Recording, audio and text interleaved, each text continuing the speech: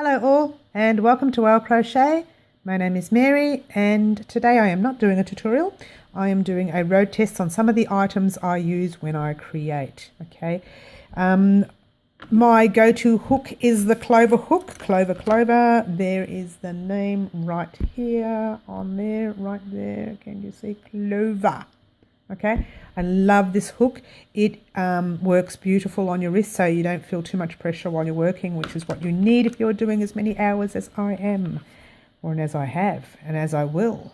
Okay, reason I have two 4mm hooks is because guess what? Yours truly has been working so hard that I've worn one out.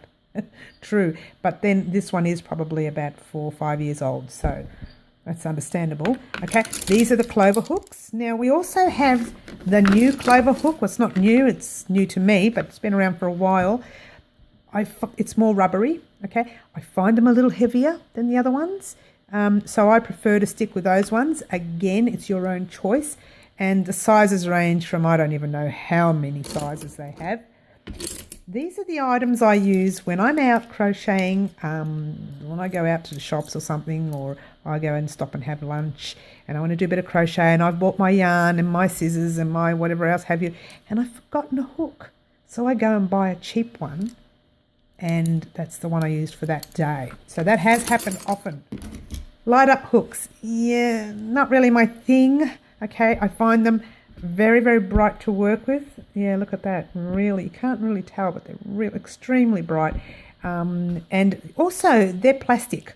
So I find that, you know, they squeak, they make a little sound every time you're trying to crochet. It's really quite annoying. Okay, now, here we go. Check this thing out. Okay, this is, look at the size, that's my pinky. Look at the size of that hook. They're tiny, huh? These are the ones we use for doilies. Okay, that's a 2mm hook. It's not even the smallest one. That is big in comparison to the smallest one. Now this little tiny guy, I should say, is so small and so thin that it can do damage to you if you point it towards your skin too hard. Okay, and so they keep a cover on it so that you're not, you know, jabbing yourself. Okay, because if you did that, you can actually do damage. That's how small that hook size is. Now, scissors, these are the kind I've used in the past. If I see these in any store, I will buy them and stock it, because when I say stock it, I've probably got about 5 or 6 of these guys lying around. Okay, some in tubs, some on my main tub where I crochet. Okay, so the reason I like to use these is because not only are they sharp, but they've got a point that's really pointy. You can get nice and close up to your product or project and not damage it. Okay, now, yes, I hate to talk about this, but darning needles. We need them to sew in those pesky ends that most crocheters do not like. Oh, you can use a darning needle with a little tip that goes out that way, so it helps you to get into the yarn or get into your project better. Or I actually use one of these, just a normal needle, okay, a sewing needle. Oh, it's blurry. Let's get close into that. That's it. It's just a basic sewing needle. I like to buy the ones with the thick eye so that I can put my threads through. A lot of people use the darning one that I just showed you. I don't really like those very much, but I have used them. Now, these guys, they're called T-pins. What's a T-pin, I hear you ask? Well, obviously the T-pin looks like the letter T, hence the word T-pins. Okay, it is used for, and let me grab something so I can show you. It is used for, by the way, this is my new pillow coming up on the Etsy.com and madeit.com.au stores. Check them out, they're in the links below. It is used to pin. You wash your blanket or your pillowcase or whatever you're using, you wash it, and you see how that's a little bit sort of crooked, not crooked completely, just a little bit. I will wet it and pin it there. Wet the next part and pin it there. So I'm pinning it straight. When this is dried, which is I just leave it for a few days whilst all the pins are in it. When it's dried, it will be completely straight and you won't need to do anything different with it. Okay, that's the front of the pillow. While we're here, I'll just show you. And there's the back of the pillow. Okay. Okay, and for those of you who know me will know that I like to do a thing called mood pillows. My mood pillows are very, very popular. My biggest seller when it comes to homewares. Okay, So check out my Etsy store. If you're not sure what a mood pillow is, I've done a tutorial in the past here that has discussed all my items, or most of my items, that will be going up on the Etsy store. Actually, they've gone up on the Etsy store now, but when I did that tutorial, I was saying they're going to be up on the Etsy store. So they're there. Now, guess what? We're going to talk about yarn. Of course we are. Why not? Here we go. My go-to yarn, Bendigo Woolen Mills. For most of my products, don't get me wrong, I use others, which I'm going to show you as well. But the most yarn I use is the luxury brand from Bendigo Woolen Mills. Now, this calls for a 4mm hook. Okay, I have used a 4.5 on this. Okay, anything bigger and you get bigger holes in your or gaps in your projects, and you also get a stretchiness in the item that you are making. Now, shade and a dye lot. The dye lot is really, really important. If you are not getting the same dye lot and you're making a blanket in this color only, and you need 8 skeins of this, your blanket's going to have shades and different blotches all over, and it doesn't look professional. So dye lots are really, really important. Now, this particular yarn is a 100% pure wool, and that's probably one of the main reasons I do like Bendigo Woolen Mills. Okay, now at Bendigo they also make a cotton. Okay, again, watch your dye lots. Watch your shades and watch your dye lots. Really, really important. Can't stress that enough. A 4mm hook. Get it right, Mary. I have used a 3.5. I tend not to use a 4.5 on this particular thread. When it comes to cotton, I prefer to use the hook that it states, or one a little bit smaller. Now, I crochet really tightly, and I should be using a larger hook. For those of you who crochet tightly, as tight as I do, will know that it's best to use a larger hook than what it states on the thread. Having said that, if you're making for a newborn baby and you use a 4.5 hook, it's going to make the size that little bit bigger, and it's going to be for a 3-month-old baby. Now, if you're making it in pure wool and the mum says baby's born in, November, let's wait till December to put it on baby. Well, the baby's going to be pretty hot here in Australia in December, let me tell you. Okay, so watch your hook size as well. That's one other thing. Okay, the last Bendigo yarn I buy is the Stella range. It is soft, soft, soft, soft. It is not 100% pure wool. It is 50% wool and 50% bamboo. Bamboo is like a cotton, okay? So, hence the softness to this. It's very nice. Anyway, again, watch your dye lots. It's an 8-ply. Everything I'm showing you today will be an 8-ply. And I work in an 8-ply for mostly all of my projects. Having said that, when I'm making the thick scarves or your very thick beanies, I will go to a 10, 12 or a 16 ply, sometimes 14, depending on what I bought that week. Now, okay, Wangaratta is my second go-to yarn, okay? Wangaratta. When I say Wangaratta, I meant Cleckheaton. They are actually from, the reason I said Wangaratta is because they are from Wangaratta. They are Wangaratta Woolen Mills. Getting tongue twisted now. A little fact, which I thought was fiction, but I think it is fact now. Bendigo Woolen Mills and Wangaratta Woolen Mills have combined, or Bendigo has taken over Wangaratta, whichever. Okay, I always tell people say, I don't like the idea of that, but I say it's really good for me because both of my loves in the one spot. I'm really pleased about that. The reason I use Cleckheaton is because Cleckheaton has a large colour range of each product. So if you're buying greens, their colour range is, say, 2 to 7 different shades of green. So when you're doing graphgans, or see how I cringe just saying it? I've done graphgans in the past, and the amount of hours that are put into the graphgan and the cost is astronomical. I will charge $500 to $600 for a graphgan. I am not kidding, people. The hours that are put into that, it takes me 4 to 6 months to make a really good graphgan. And a graphgan is a blanket that has a picture. For argument's sake, I don't know, let's say Mickey Mouse or a picture of your dog, whatever, and that's a graphgan. It's a lot of work. I try not to do them. At this stage, I've only made for family and friends, and I think I'll stick to that way. It is a lot of work. Having said that, this is the second go-to yarn I use. Now, they are also, watch your die lots, people. It'll tell you a hook size. Now, it usually shows a needle, knitting needles, and then there's a little crochet hook on the bottom. Some of them don't show you a crochet hook. Oh, it's so unfair, I know. But you're using the same hook size as you would a needle size. So if you're using a knitting needle size 4, you would use a crochet hook size 4, all right? And every yarn that you get should have washing instructions, okay? And follow what it says, because the reason they give you those instructions is because they know you're going to do something unusual and you're going to wreck your blanket, your pillow, your jumper, whatever, okay? Now, here we go. I have bought, upside down, sorry. I have bought Lincraft yarn. It says Lincraft and it's European, but have a look down here. Have a look down, where is it? If I can get to it. Let's get a close-up, that might help me. It is not from Lincraft, well it is, but it's made in, guess where?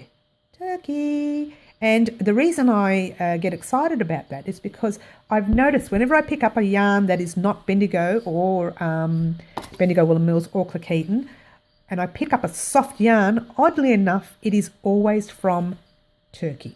And I find that really unusual. I've picked up other threads and thought, oh, this is okay. This is nice. This is good. Oh, but let's feel this. This is nice. So I'm finding that the Turkish make such beautiful yarn. I don't know why. I don't know how. I would love to know their trick.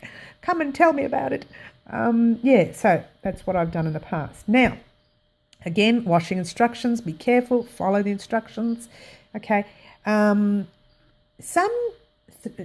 We'll get it right. Some skeins will tell you a metre amount of yarn.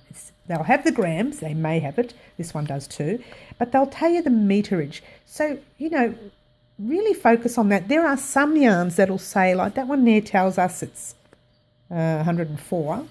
And if you look carefully at this one, I think it's 90-something from memory. Yeah, 95. Okay. So just be wary. If a project calls for 100 metres and you buy the Cleckheaton yarn and you think that'll be okay, guess what? 95, it's not going to be okay, all right? Unless you crochet really tightly, okay? And there's that one.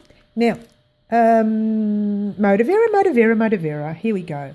This one here is a Fayette. Now, this one, every time I say it wrong, okay? So you've got 60% superwash and 40%, here it is, polyamide or polyamide. Now, so many people have corrected me on it. Let's just say 40% that. How's that? All right? Okay. Now, this one here, 250 metres. Why? Because it is a 100-gram ball of yarn.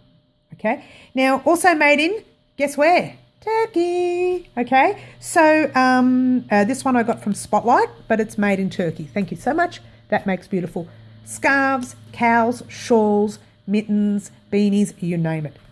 And guess what? More Modavera, but this one, very nice. We like very much. It's Starlight 8-ply. I don't use acrylic very often, but when I do, and I find an acrylic that's beautifully soft, that's this one. It has 95% premium acrylic, hence the word premium, which is the reason why it's so soft, and 5% polyester, which is also the reason why it's so soft. Comes in 50 grams. And guess what, people? Made in where? Turkey. Okay. So for some reason, I love the Turkish yarn. 4mm hook. Okay. 145 metres a ball. Okay. So that's a little bit more than the Cleckheaton, but not as much as the others. Okay. So beautiful and soft. And I have a big surprise in store for my Facebook and Etsy.com and Madeit.com AU stores and whatever else have you. Checking those links down below. I have a beanie coming up. That beanie is a 3D reversible beanie. It is amazing. It's soft and it's just the most interesting things I've ever seen. I've crocheted a lot of things in my time, but that one there is just, it's adorable. You have to see it. Anyway, I will be showing it off eventually. Okay, now that's that. We've got Morris & Sons cotton. Now, Morris & Sons cotton, I'm just going to grab another one over here. Morris & Sons cotton is the cotton I used to use before I started going to Bendigo Woolen Mills. Now, I still use it, so don't get me wrong. I love Morris & Sons thread and their yarns. The thread itself it feels beautiful and soft, okay? It is a premium thread, or cotton, whichever you want to call it. It is amazingly soft, okay? You can't go wrong. Having said that, as much as I love Morris & Sons, they're a little bit expensive, okay? Morris & Sons, please drop your prices for us. My clients and my customers, or whatever you want to call them, I don't want to spend so much, okay? Drop those prices and I'll be buying more of them because they are fantastic. When I'm not buying Turkish yarn and Australian yarn, mostly Australian, when I'm not buying it, I am buying the American yarn. Caron cakes. Get it right, man. Okay. Now this one here calls for, upside down, calls for a 5mm hook. It is a 200-gram ball, which is the same as Bendigo Woolen Mills. Okay. In grams, that is. Okay. Now, okay, I like it. There's nothing wrong with it. The only thing I dislike about this particular yarn is the colour itself. See how you've got your reds and it changes into your browns? I thought it gradually changed into it. Well, some of it does, but then when it changes from the red to the brown, it's like a direct swap, direct change. So you've got this line that when you're in the middle of crocheting a blanket, there's a line and it changes to the brown. That's the only qualm I have. But the yarn itself is quite soft. It's beautiful to work with, and when washed in a soft wool wash, it comes up even more softer. Okay, so it is a beautiful soft yarn. Now I don't think it's fully. No, it's not. It's 80% acrylic and 20% wool. Okay. Now I do prefer to use 100% pure wool in most of my items. But as you can see, there have been some exceptions in the other threads you see. Now this is the Peyton's Summer Swirl Cotton. Now it's a big seller here in Melbourne at the moment through Spotlight. I was a little bit angry with Spotlight, however, because Spotlight had them on sale for $17 at one stage, then had them on sale for $15, then had them on sale for about, I don't know, $14 something. So a little bit upset with them. And then I found another friend in one of the crochet groups that I'm in on Facebook. She got it for $9. So I'm a little bit sad with them. Having said that, they make beautiful shawls and scarves. I've already made 2 shawls, which will be going up on my madeit.com and Etsy stores this week. Okay, that's that. And before I finish up, I wanted to show you the big guy, the big gun that actually got it all started. This guy. This is where it all started. When, I won't give an age, but let's just say 47 years ago, I was given this hook by my older sister, Teresa. And I think I hung on to it for a few years. She showed me how to do a granny square. And, okay, it wasn't a square at that time. They're squares now. At that time, it was more like a shape that I don't even know exists. I couldn't even name it. So she gave me this, and I've had it ever since. It looks the size, that one there is actually, it's huge. I mean, look, this is a 6mm hook. Actually, I've got a 7 somewhere. I think this one here is a 7mm hook. And okay, look how big that is. It's probably a 10. I couldn't even tell you. So this is the guy that started it all. You blame him for all the crochet craziness that I have been doing this past gazillion years. Now, after I was given this hook, maybe 3 or 4 years later, I joined a craft class at school at lunchtime, and I made a bag, I think. Now, hence the reason why I put my initials on my hook, because I didn't want anybody to take it. Now I only keep this hook in storage. It does not get used for anything else. As you can see, it's fairly worn out. We're talking 47 years old, yeah? Okay, thank you so much for watching, everybody. Please click like on the, I don't know what you can call it, video, tutorial. It's not really a tutorial. Click like, subscribe, click that little bell button so you can get some more tutorials from me. And don't forget to leave a comment if you want down below. And don't forget to crochet. And happy crocheting to you all. Ciao.